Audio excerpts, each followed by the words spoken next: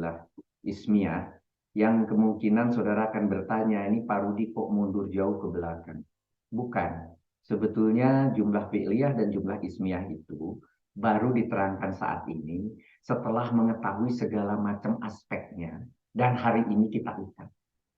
Cuma sebagai pengenalan awal, di pekan 2 dan pekan 3 sudah disampaikan, walaupun hanya kulit bawang bagian luar.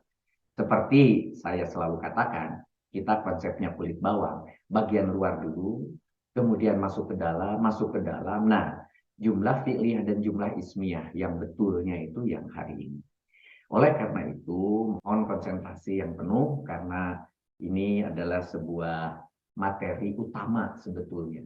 Jumlah fi'liyah, jumlah ismiyah itu adalah materi utama dari semua. Semua adalah bagian atau rangkaian gerbong-gerbongnya daripada jumlah. Ya. Tujuan kita kan mengenali jumlah secara komplit. Nah, sekarang gerbongnya sudah diterangkan semua. Dan sekarang kemudian masuklah ke kunci utama. Walaupun pekan-pekan ke depan itu ada tambahan-tambahan hal lain yang menyertai, yang membuat yang disebut jumlah ini menjadi sempurna. Begitu. Mari kita mulai materi ke-30 itu, yaitu di tingkat 4, pembentuk kalimat yang kita sebut jumlah fi'liyah dan jumlah ismiyah. Informasinya ini mengulang, seperti di pekan... Mohon maaf Ustaz Rudi, volume suaranya boleh tinggi sedikit? Oh baik, sebentar. Ya, rendah sekali tempat kami, tempat saya. Baik. Terima kasih, jazakallah khair. Amin. Biasanya memang di awal pelan, tapi nanti menjelang panas mesinnya baru kencang. Sebentar. Audio settingnya mana saya kencangkan. Oke. That's right. Saya sudah kelihatannya ini sudah cukup. Coba dicek, Bu. Sudah? Ya, lebih tinggi sedikit. Kalau boleh lebih tinggi lagi, alhamdulillah. Oke, baik. Jadi kita lihat di sini bahwa susunan sebuah kalimat, tolong dicek di volume yang Ibu miliki, coba dinaikkan di HP-nya atau di laptopnya. Susunan, karena di saya sudah maksimum. Susunan sebuah kalimat inti dalam bahasa Arab minimal harus tersusun dari isim dengan isim dengan fiil, fiil dengan isim. Nah, jadi ada fiil yang diikuti isim, ada isim kemudian diikuti dengan fiil, dan ada juga isim diikuti dengan isim. Pola kalimat isim dengan isim ini, dan kemudian isim dengan fiil, karena dimulainya dengan isim, maka disebut sebagai jumlah ismiyah. Sedangkan pola kalimat fiil ditambah isim, itu barulah kemudian disebut fi'liyah. Ini nanti dilihat dari bentuk. Nanti dari konteks jadi berubah. Bisa jadi berubah. Jangan khawatir. Tapi saya jelaskan di level ini, di tingkat 4. Ketika di awal, tetap harus seperti ini. Suka tidak suka definisinya seperti ini. Jangan diubah. Berdasarkan pola kata harus seperti ini. Tapi nanti ketika kita bicara makna di dalam pekan ini akan bisa berubah. Akan bisa berubah. Kita lihat. Nah, ingat konsep kita kan konsep kulit bawang, jadi jangan khawatir ya. Kemudian kita lihat lagi di sini sebentar. Nah, dengan kata lain di sini jumlah ismiyah adalah kalimat yang diawali dengan isim. Sedangkan jumlah fi'liyah adalah kalimat yang diawali dengan fi'il. Sehingga kalimat sempurna dalam bahasa Arab itu akhirnya dibagi menjadi dua macam. Jumlah ismiyah, kalimat nominal, yaitu kalimat sempurna yang diawali dengan kata benda atau isim, atau kata ganti orang, ya seperti domir, begitu. Kedua, jumlah fi'liyah, yaitu kalimat verbal, kalimat sempurna yang diawali dengan kata kerja atau fi'il. Nah, jumlah ismiyah antara lain, ini saya ulang dari pekan-pekan sebelumnya. Kita ambil contoh. Sebentar, kita ambil contoh dari sebelumnya. Hadza kitabun. Hadza kitabun. Ini adalah buku. Hadza ini kitabun, begitu. Ini ismiyah karena hadza adalah isim. Dalam hal ini adalah isim isaroh, ya, penunjuk ini. Gitu. Huwa tobibun. Ini adalah seorang dokter. Loh, kok ia adalah seorang dokter. Ia adalah seorang dokter karena huwa itu adalah isim domir, begitu. Zaidun mudarisun. Zaid adalah seorang guru. Gitu. Jadi enaknya kalau ismiyah itu selipkan saja adalah, itu paling mudah, gitu ya. Zaidun adalah mudarisun, gitu. Begitu juga Aisyatu tolibatun. Nah, jangan lupa belakangnya itu ada tun karena dia wanita, ada Pak Marduto di situ untuk Aisyah, ya. Nah, karena Aisyatu itu adalah wanita, maka di belakangnya juga tolibatu, gitu. Ya. Aisyah adalah seorang siswi. Tanpa iya ya Ustadz. Halo? Tolibatun tanpa iya. Oh ya, sorry. Tolibatun. Saya langsung perbaikin. Ya. Nah, tolibatun karena sudah ada alif di depan. Nah, biasanya kalau disisipkan alif atau disisipkan iya, tidak disisipkan dua-duanya, begitu ya. Aisyatu tolibatu, begitu. Ya, Aisyah adalah seorang siswi, begitu. Kemudian kalau jumlah fi'liyah, kita lihat jumlah fi'liyah seperti apa. Zahaba Zaidun. Zahaba Zaidun. Zaid telah pergi. Nah, coba kita lihat di sini perbedaannya. Kalau fi'liyah, fi'ilnya didahulukan, tetapi membacanya harus fa'il dulu. Karena dahaba itu adalah huwa, dan huwa itu boleh diganti dengan fa'il yang zohir, dan kebetulan ditemukan di situ yang rofa, yang berharokat domah dan tasrifnya, ketemu Zaidun, berarti Zaidunlah mengganti huwanya dahaba, menjadi Zaid telah pergi, begitu ya. Zaid nih telah pergi, Zaidnya di depan, telah pergi. Ya, kita kasih telah aja supaya jelas bahwa ini adalah fiil madi. Zaid pergi itu juga boleh. Zaid pergi gitu, atau Zaid telah pergi gitu. Kemudian kalau Fatimatu, nah di sini Fatimatu, maka dahabat. Jangan lupa ada taknya di sini. Maka dahabat menjadi hiya. Karena hiya, maka pas cocok jenisnya dengan Fatimatu. Jadi Fatimah telah pergi. Sama, Fatimahnya dibaca duluan. Ahmad sedang pergi. Ahmadu, maka yadhabu. Nah, kenapa pakai ya? Kenapa pakai ya? Karena di sini nanti ada kata sedang, begitu. Dia harus mudhari. Begitu juga tadhabu Aisyatu. Nah, kenapa jadi ta bukan ya? Karena supaya menjadi anti di situ.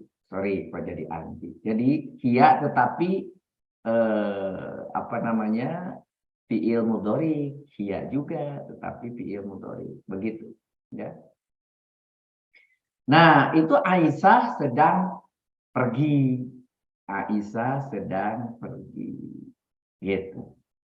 Bila kita perhatikan susunan kalimat bahasa Arab bahwa predikat atau kata kerja atau fi'il didahulukan dari subjek, pelaku atau fa'ilnya, kemudian semua isim sebagai subjek, ya, fa'il dalam hal ini fa'il, pada jumlah fi'liyah berharokat domah atau domatain, begitu.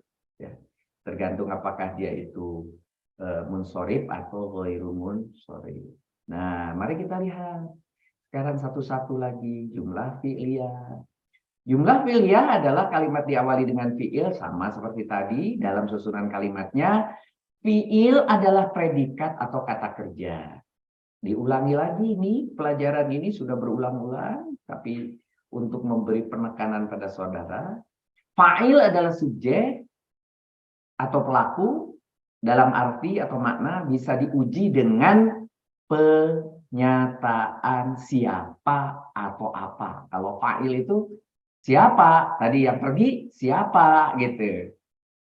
Ya, biasanya begitu.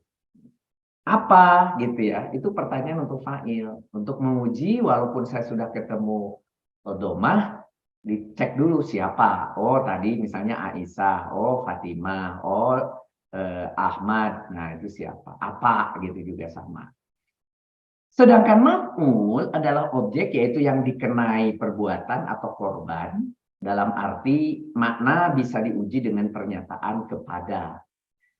Ya kalau misalnya memukul gitu, Muhammad memukul kepada, kepadanya maf'ul gitu. Jadi kalau maf'ul itu kepada, walaupun nanti ada cirinya kalau dia itu nasab dan tasrifnya, tetapi maknanya harus dicocokkan dengan kepada tadi ya. Dilihat dari kebutuhan objek atau maf'ul, maka dapat dibedakan menjadi, nah ketika tadi ada yang dipukul, contohnya tadi adalah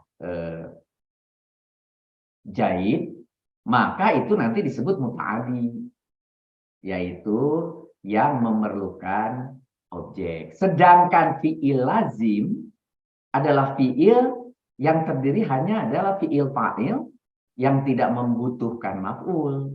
Jadi di sini sebagai contoh, jalasa Zaidun.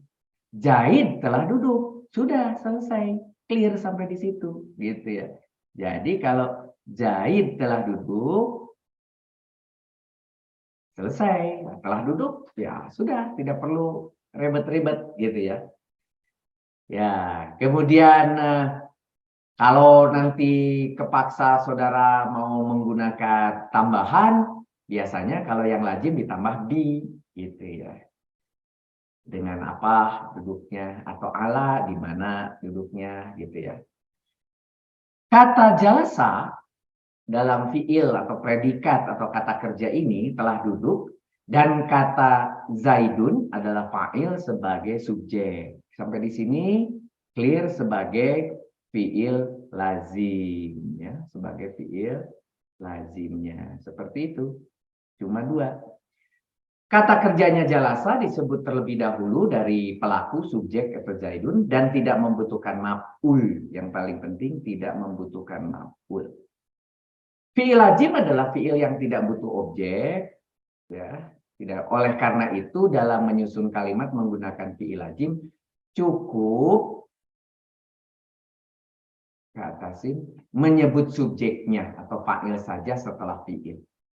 Beberapa kaidah dalam membentuk kalimat fi'liyah lazim diantaranya fi'il harus sesuai jenisnya. Dengan fa'il tadi dicontohkan muzakkar dengan muzakkar, mu'annas dengan mu'annas. Fi'il harus dalam jumlah mufrad atau tunggal. Jadi fi'ilnya tunggal aja, mufrad aja gitu ya. Walaupun fa'ilnya musanna atau ganda maupun jamak. Gitu ya. Fa'il harus dalam keadaan rofa atau marfu, yaitu domah dan tasrifnya. Ini sering kita ulang sejak pekan 3, sejak pekan 4. Nah sekarang kita pakai. Nah baru kita masuk pola muta'adi. Ingat, muta'adi dan lazim itu sudah di pekan yang berbeda. Itu sekarang digabung semua di sini. Sekarang digabung. Apa yang sudah kita pelajari pekan dan pekan sebelumnya kita gabung di sini. Kalimat fi'il muta'adi yang terdiri dari fi'il, fa'il, dan maf'ul. Jangan lupa di sini sekarang ada maf'ul.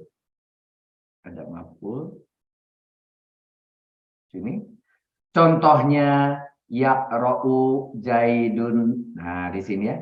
Zaidun boleh pakai nun. Biasanya kalau dalam momen Zaidunil Qur'ana gitu. Tapi kalau di sini kita belajar cukup dengan yaqra'u Zaidun al-Qur'ana gitu. Jadi Zaid sedang membaca Al-Quran. Nah, jadi kita lihat dari mana datangnya Zaid kok didahulukan. Karena dia rupanya di situ doma. Kemudian Al-Qur'ana karena dia itu fathah, maka disimpan belakang. Begitu. Jadi sederhana. Jadi kata yaqra'u adalah fiil atau predikat kata kerja, sedangkan membaca dan yang artinya sedang membaca, dan kata jaidun adalah fa'il atau subjek, di mana jaid yaitu subjeknya itu adalah jaid, serta kata Al-Qur'ana adalah maf'ul atau objek, ya, Quran. Di sini kata kerjanya yaqra'u disebut terlebih dahulu karena pelaku subjeknya Zaidun maupun objeknya Al-Qur'an. Ini adalah kalimat yang semuanya normal. Nah, nanti kita akan jelaskan ada hal-hal yang di luar daripada kenormalan ini. Tapi yang paling penting ini yang barunya, kaidah. Nah, kaidah-kaidah. Kaidah-kaidah yang berhubungan dengan fi'il atau fi'liyah yang muta'adi ini, fi'liyah yang muta'adi, gitu ya. Muta'adi ini diantaranya fi'il harus sama jenisnya dengan fa'il, muzakkar dan muzakkar, mu'annats dengan mu'annats. Fi'il harus sama jumlah mufrad tunggal maupun fa'ilnya, walaupun fa'ilnya musanna ataupun jamak, sama dengan tadi yang bukan muta'adi, gitu ya. Kemudian fa'il harus dalam keadaan rofa, ini juga sama jelas domah dan tasrifnya, tetapi sekarang ada cerita maf'ul. Nah, maf'ulnya harus dalam keadaan nasab, yaitu fathah dan tasrifnya. Maf'ul bisa, nah ini kebebasannya maf'ul tuh karena dia yang menjadi objek. Kalau objek itu tidak perlu disesuaikan, bebas saja dia. Mau jenis apa saja, mau jumlah berapa saja, tidak harus menyesuaikan dengan fi'il atau dengan fa'il dalam hal jenis maupun jumlahnya. Bebas merdeka maf'ul. Karena dia objek, dia bebas. Dia mau diapakan, mau dipukul kayak, mau pukulannya banyak atau jumlahnya banyak, mau yang dipukulnya wanita, mau dipukulnya laki-laki, sebagai objek bebas begitu. Sebagai contoh ya. Nah, pola fi'liyah itu di sini ada yang menarik. Tadi katanya kan dimulai dengan fi'il, ya tentunya boleh fi'il fa'il. Sorry, kok jadi begini penunjuknya. Maaf. Fi'il fa'il. Fi'il fa'il maf'ul kalau itu muta'adi. Bisa juga maf'ul didahulukan. Masih ingat cerita kalau kita mau membuat dia menjadi majhul tapi dari kalimat aktif, maf'ul lebih dulu daripada fa'il. Fi'il maf'ul dulu. Kemudian fi'il naibul fa'il. Ini jelas-jelas untuk majhul. Jadi ini biasanya maknanya jadi majhul dua ini. Fi'il biasa maf'ul fa'il atau fi'il naibul fa'il. Itu majhul biasa. Muncul nih sesuatu lagi nih hari ini. Nah, ada mukodam ini. Mukodam itu didahulukan, dan didahulukan itu biasanya jumlahnya pun sangat sedikit ya di dalam Al-Qur'an, dan ini pun adalah tanda kutip penyelenehan dari yang seharusnya yang normal di atas. Nah, didahulukan itu karena sangat terpaksa harus didahulukan karena dia ingin didahulukan, diinformasikan kepada pendengar. Jadi fa'il muqaddam dan maf'ul muqaddam itu adalah sengaja didahulukan karena supaya makna si fa'il atau makna si maf'ul yang didahulukan itu menjadi terdahulukan dalam pengucapan, dalam penyampaian. Nah, cuma nanti saudara harus sedikit agak ada analisa saat mau menentukan apakah fa'il muqaddam atau maf'ul muqaddam ini. Karena apa? Bayangkan, ini namanya fa'il kan terbuat dari isim nih. Begitu juga maf'ul terbuat dari isim. Kalau yang dimulai dari isim, tadi sudah sepakat kalau dimulai dari isim itu namanya ismiyah. Lah kenapa ini ceritanya di judulnya ismiyah kan gitu? Karena kita punya dasar saat dianalisa, ini adalah karena fa'il yang didahulukan. Ini karena maf'ul yang didahulukan. Bukan karena memang benar-benar isim dulu baru kemudian fi'il. Sementara isim dulu baru fi'il itu nanti ke ismiyah, kan begitu. Nah, ini menarik memang ya. Apa-apa nanti kita lihat. Oke. Baik. Nah, kita teruskan. Yang bisa menjadi maf'ul. Yang bisa menjadi maf'ul adalah isim yang berkategori. Di sini ada nakiro, al-ma'rifat, ada alam, domir, isaroh, mausul. Tetapi kalau saudara memang sudah sangat paham apa itu al-ma'rifat, ya, maka saudara akan sadar, oh iya ya sebetulnya ini mau menambahkan saja supaya saudara clear benar. Ada alam di sini, ada domir, ada isaroh, ada mausul. Ini sebetulnya kan anggota daripada al-ma'rifat. Betul. Maksudnya untuk memberikan gambaran kepada saudara-saudara, oh iya ini deskripsi detail gitu. Itu cukup, padahal kalau di depan nanti di penjelasan yang pendek cukup aja bisa nakiro, bisa al-ma'rifat begitu. Sebetulnya kan gitu. Tidak perlu semua, iya, tetapi untuk memberi penjelasan pada saudara, termasuk di sini si B jumlah. Kalau saudara mau uraikan lagi, tuliskan lagi di sini ada 8 di belakang, tak tak tak tak tak.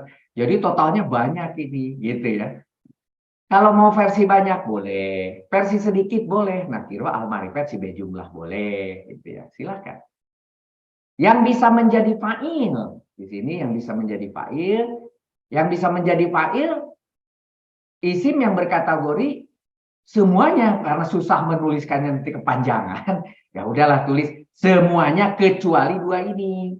Jar majrur dan dzaraf madruf gitu ya. Ini tidak boleh jadi fa'il gitu, tidak boleh jadi fa'il. Yang lainnya bebas, untuk fa'il boleh saja. Nah, jumlah ismiyah adalah kalimat yang diawali dengan isim. Dalam susunan kalimatnya tadi sudah dijelaskan, pola kalimat jumlah ismiyah terdiri dari, sekarang baru saya jelaskan secara resmi, mubtada dan khobar. Sebelumnya sering saya jelaskan informal tentang mubtada khobar, mubtada khobar, mubtada khobar. Sekarang saya jelaskan secara resmi. Isim yang pertama yaitu kata atau objek yang ingin dijelaskan, diterangkan. Dalam arti atau makna bisa diuji dengan pernyataan adapun. Nah, karena akan dijelaskan. Adapun buku gitu. Khobarnya adalah bagus. Gitu berarti buku adalah mubtada, bagus adalah khobar misalnya. Adapun jahid, oh jahid itu mubtada. Adalah tinggi, oh tinggi adalah khobar. Jahid adalah tawilun, begitu ya. Jadi mubtada adalah isim pertama, yaitu kata objek yang ingin dijelaskan, diterangkan dalam arti makna, bisa diuji dengan pernyataan adapun. Sedangkan khobar adalah isim yang kedua, yaitu yang mengabarkan, menjelaskan dalam kondisi kedua. Dalam posisi kedua ini, yaitu dalam kondisi, keadaan, jabatan, atau penjelasan dalam bentuk apapun dari objek yang sedang ingin dijelaskan. Si mubtada tadi, dalam arti makna bisa diuji dengan pernyataan adalah. Nah, nanti ada nyelenehnya juga. Ternyata khobar lebih dulu daripada mubtada. Nah, tadi pakai mukodam gitu doang. Kasih kata mukodam, selesai. Gitu. Nah, tapi dari mana kok bisa tahu? Katanya kan dua-duanya isim. Nah, nanti dari makna baru tahu. Jadi tidak ansih hanya tulisan. Kalau tulisan memang mubtada khobar, itu fiil baru fa'il. Tapi ketika maknanya sudah ditelaah, akan bisa juga berubah posisinya. Begitu. Ya. Dari makna baru ketahuan. Contoh misalnya Zaidun muslimun. Zaid adalah muslim. Jelas kan?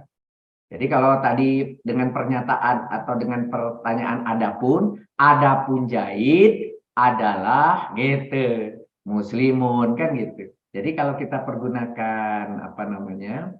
Ini adapun Zaid adalah muslimun. Jadi kalau dalam penerjemahan cukup Zaid muslim juga boleh, Tidak pakai adalah, karena adalah itu sebetulnya hanya sebagai ungkapan saja. Zaid muslim, selesai gitu ya. Kata Zaidun adalah mubtada, yaitu objek dan isim yang ingin dijelaskan. Adapun Zaid adalah muslim. Dan kata muslimun adalah khobar, yaitu penjelasan dari keadaan objek si Zaid itu yang beragama Islam. Jadi kalau mau diterjemahkan Zaid adalah yang beragama Islam, itu boleh juga. Tapi kan dari mana itu semua? Dari makna. Gitu. Diperbolehkan. Silahkan. Begitu ya. Kemudian yang kedua, hadza Zaidun. Ini adalah Zaid, sama juga. Hadza adalah mubtada, objek, isim yang ingin dijelaskan, yaitu ini. Ya, ini, dan kata Zaidun adalah khobar, yaitu menjelaskan dari keadaan objek yang sedang ditunjuk oleh Zaid. Huwa Zaidun, diulangi lagi nih. Dia adalah Zaidun, tapi kita terangkan huwa adalah mubtada, yaitu objek atau isim yang ingin dijelaskan. Adapun huwa gitu ya. Adapun dia gitu kan jadinya. Adapun dia adalah Zaid gitu. Dan kata Zaidun adalah khobar, yaitu menjelaskan dari yang sedang diterangkan itu, gitu ya, adalah Zaid. Kalau nggak pakai adalah juga boleh, ditulisnya dia Zaid, boleh juga, gitu. Dia Zaid boleh, nggak pakai adalah juga nggak apa-apa. Al muslimu hasanun. Nah, al muslimu orang Islam. Nah, tapi kadang-kadang dalam bahasa Indonesia bukan hanya orang Islam itu karena ada al katanya boleh, itu ya bahasa Inggris ya boleh ya. Orang Islam itu, kalaupun nggak pakai itu boleh. Orang Islam hasanun adalah baik, atau orang Islam baik, itunya hilang, adalahnya hilang boleh. Orang Islam baik, gitu boleh, gitu ya. Nah, tidak pakai itu, tidak pakai adalah juga boleh. Jadi kalau untuk mengatakan itu cukup pakai a juga cukup, gitu. Tidak perlu pakai dalika, gitu ya. Tidak perlu dalikal muslimu hasanun. Tapi boleh juga, boleh pakai dalika juga, gitu ya. Tapi jelas ada ditunjuk. Tapi kalau ini tidak ditunjuk, tapi yang mau menyatakan Islam itu atau Islam, gitu ya, itunya masih bukan sesuatu yang direct ditunjuk. Gitu. Kalau yang benar-benar direct ditunjuk harus menggunakan isyarat di depan dalika yang itu. Gitu. Al-muslimu adalah mubtada, yaitu orang atau isim yang ingin dijelaskan orang Islam itu, dan kata hasanun adalah khobar, yaitu penjelasan dari sifat objeknya itu adalah baik ya. Nah, pada contoh-contoh di atas dapat dilihat bahwa jumlah ismiyah bisa dari kombinasi isim ditambah isim berbagai jenis ya, artinya yang khobarnya boleh macam-macam. Beberapa kaidah dalam membentuk kalimat ismiyah diantaranya mubtada dan khobar harus rofa. Jelas ya, di sini yang paling utama ini rofa dan rofa. Rofa, khobar maupun mubtada ini adalah rofa. Ini menjadi mudah nanti mencarinya. Yaitu domah dan tasrifnya. Mubtada dan khobar harus sama jumlahnya. Ya, jumlahnya harus sama. Mufrad dengan mufrad, musana dengan musana, jama dengan jama. Ya, karena dua-dua isim, dua-duanya boleh memiliki tanda mufrad, tanda musana maupun tanda jama. Jadi enak. Mubtada dan khobar harus sama dalam jenisnya. Muzakkar atau mu'annas harus sama. Yang diterangkan dan menerangkan jenisnya harus sama. Nah, ini bagus ya kalau dalam mubtada dan khobar tuh enak. Mubtada harus ma'rifat, yaitu yang sesuai dengan ciri-ciri isim ma'rifat yang sebelumnya kita sudah pelajari di pekan 15. Jadi ini adalah sebagai informasi awal atau dasar, dan ini menjadi kaidah awal, kaidah utama dari mubtada ma'rifat. Tapi nanti seperti biasa di belakang nanti akan ketemu. Bisa juga dia tidak ma'rifat. Bisa juga dia malah nakiroh, tetapi nakiroh terbatas, tertentu. Nah, begitu juga ma'rifat yang dimakrifatkan. Contohnya misalnya dengan idofah itu jadi ma'rifat, ya. Dengan mausuf sifat jadi ma'rifat. Yang diikat dengan si jumlah itu statusnya nanti bisa jadi ma'rifat beberapa ya. Nah, itu ma'rifat.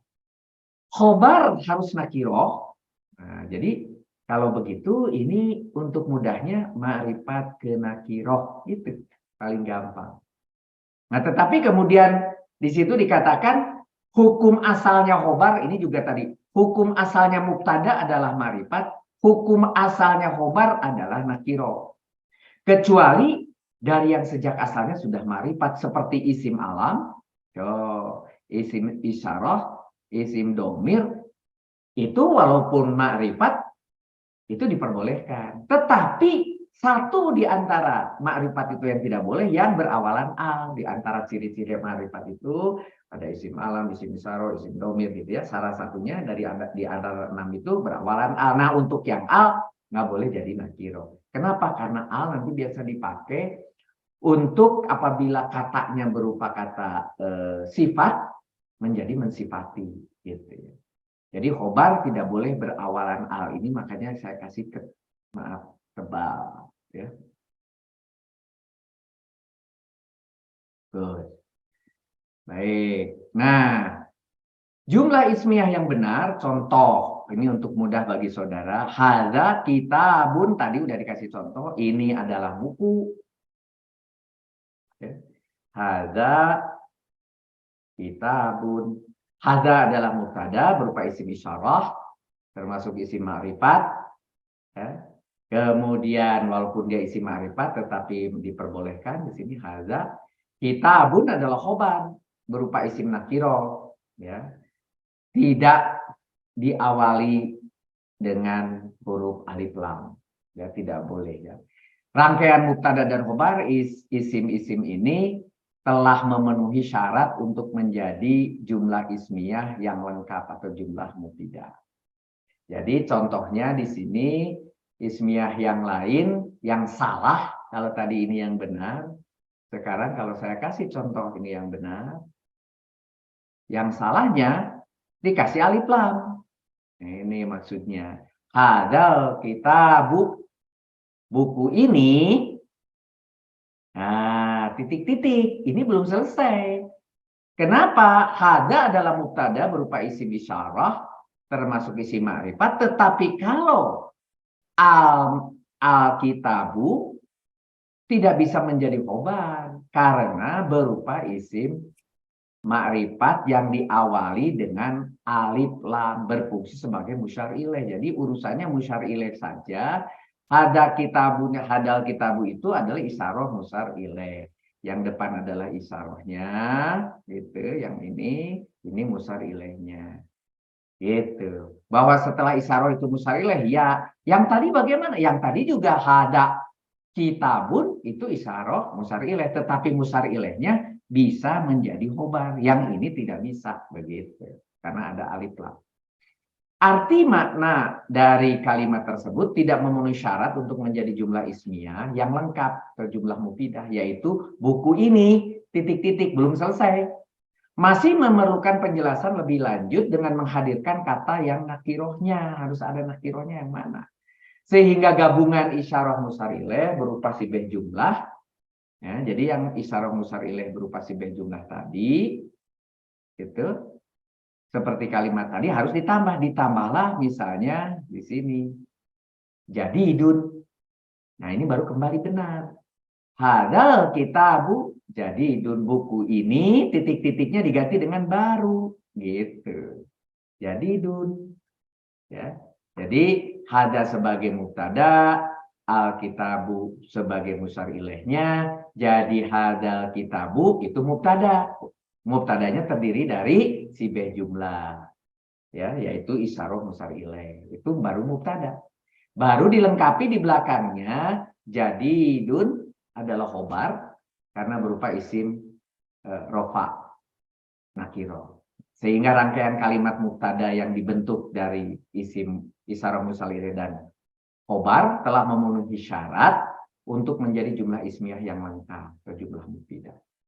Jumlah ismiyah yang benar hadza zaidun, ini adalah zaid. Kembali lagi ya, mubtadanya berupa isim isyarah, kemudian zaidun adalah khobar. Kemudian ambil contoh yang berikutnya. At-thalibu muslimun, murid lelaki adalah muslim. Selesai, boleh ya. Kalau mau kayak murid lelaki itu muslim, boleh. Pengganti adalah gitu ya. Murid lelaki adalah muslim, atau murid lelaki itu muslim, itu juga boleh. Kalau mau komplit semua, murid lelaki itu adalah muslim, boleh juga.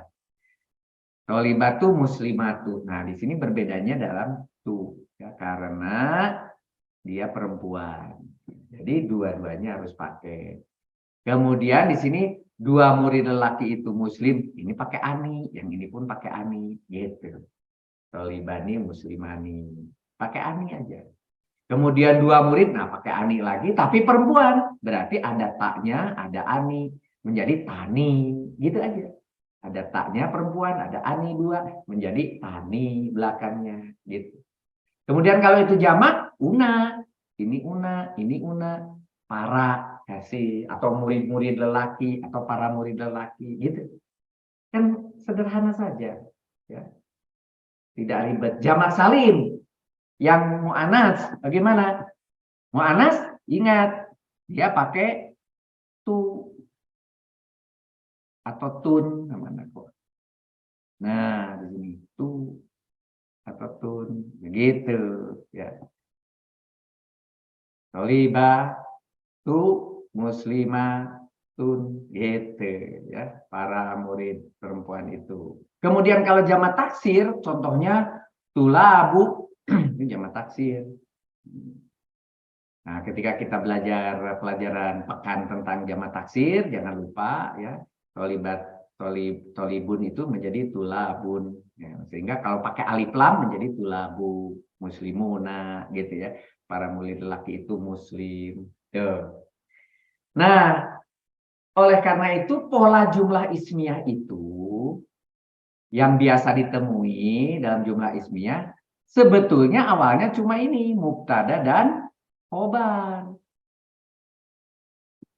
Tetapi kadang-kadang diputar, ditukar, khobar didahulukan, disebut muqaddam.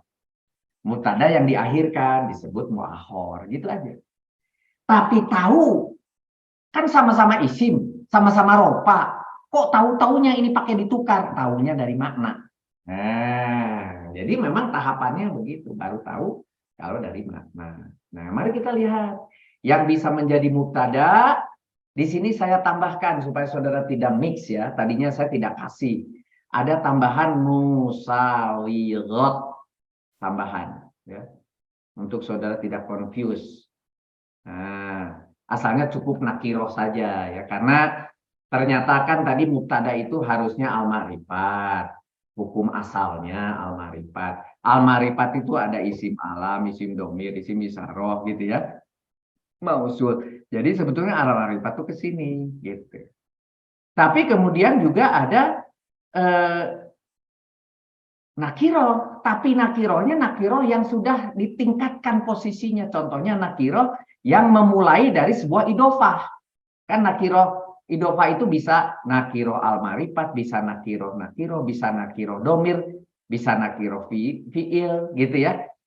Itu namanya idofah. Tapi kalau nakiroh yang memang sudah diidofahkan menjadi mudhof, maka nakirohnya termasuk nakiroh yang musawigot. Maksudnya gitu. Makanya musawigotnya dimunculkan. Contohnya begitu. Sehingga di bawah muncullah ada isaroh musar ilaih. Asalnya dari isaroh, dimulai dari isaroh. Kemudian ada mausul silah. Selain dia juga sudah ada di mausul di atas. Jadi ini isaroh musar ilaih dari sini. Kemudian mausul silah dari sini gitu ya. Mausuf sifat itu dari nakiroh musawigot gitu. Masdar awal juga dari nakiroh musawigot, dan kemudian ada adat ma'dud juga masuk di situ yang diperbolehkan menjadi mubtada gitu. Yang bisa menjadi khobar, adalah isim yang berkategori nakiroh, ma'rifat, kemudian jumlah fi'liyah ditambahkan, boleh di belakang menjadi khobar. Jumlah ismiyah termasuk sibeh jumlah. Jadi ada tambahan 3 di sini. Selain seperti biasa nakiro dan ma'rifat, jadi dia bebas. Jadi khobar itu relatif lebih bebas ya, nakiro, ma'rifat, ya. Jumlah fi'liyah, jumlah ismiyah gitu ya.